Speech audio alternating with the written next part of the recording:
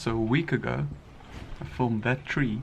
Well, I filmed this spot, and that tree was red. Oof, I just fell because I'm standing on my haunches. This week, it already has no leaves. So this is where its leaves are, and they've already turned brown.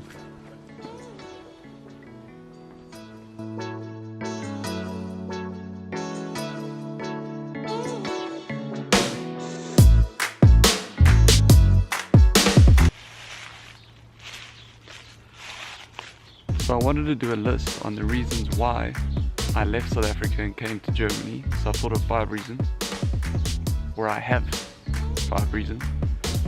And the first reason, I happen to have the passport, so I could actually just come here. The problem is, as much as I had the passport, I don't speak the language, and I didn't learn the language back in South Africa.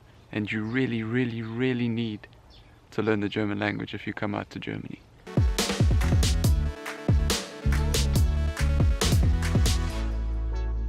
Reason number 2 is that I really wanted to study at TUM, which is like MIT of Germany, and I wanted to do an MBA program there, and I couldn't find a way to finance it from South Africa. So I thought, if I come out here and I can get working, there's a way to fund the MBA. By the way, there are ways to fund it from South Africa, but it's like kind of a complicated process, so it seemed easier to come here. There's a farm, there's a farm. Here's a farm. There's a farm down there. 3 is I'd never lived outside of South Africa before and I wanted to do it.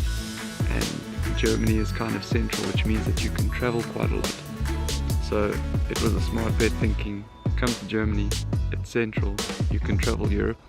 Germany is the strongest economy in Europe and one of the strongest economies in the world. So why wouldn't you want to come to Germany? It sounded like the safe bet. So up I came.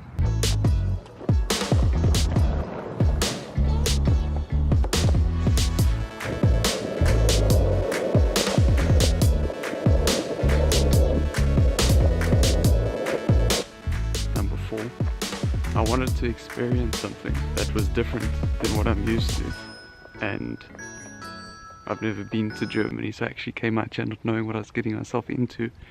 You can't know everything if you're living in a bubble, so if you don't experience everything, which I guess you can't experience everything, but if you don't experience other things, how would you know what's out there? So I wanted to skateboard down this hill, but I'm going to that house right there, and I'm worried I'm going to pick up too much speed, and then I'll overshoot it. Reason number 5. I wanted diversity, I wanted something different. So I read a book by Eckhart Tolle called The Power of Now. And in the book, he said everybody has 3 options. And the options are: accept it. If you have a situation you're in and you're not particularly happy, you take that situation and you make like you chose that situation and you accept it like it's a choice that you made and this is the right choice for you. The second option is to change it. It's to see it in a more open light and change how you perceive the situation on yourself, which means that you change the situation. If the situation is not what you want it to be, you change the situation. And then the third option, which is the most difficult of the 3, is that you leave the situation. The problem with it is you need to accept that you need to go, then you need to make the change to go, and then the hardest part of it all is you have to have faith in the choice that you've made, that it's the right decision. So I chose option 3. So I do love South Africa and I wish that I could spend the weekend there, come here in the week, vice versa, go to sleep at night, wake up there, go to sleep at night, wake up here, but that's not the world we live in. You still have to travel to a destination. So there's a lot that I miss, but there's a lot that I look forward to seeing, and some of the things I've already seen in my 2 months, about nearly 2 months here, I've never seen before in South Africa, and you can't see it. You need to go to other countries. Okay, and to end this, I'm going to leave you with a quote. Never say goodbye, because goodbye means going away, and going away means forgetting. And that was by the real OG, #Peter Pan.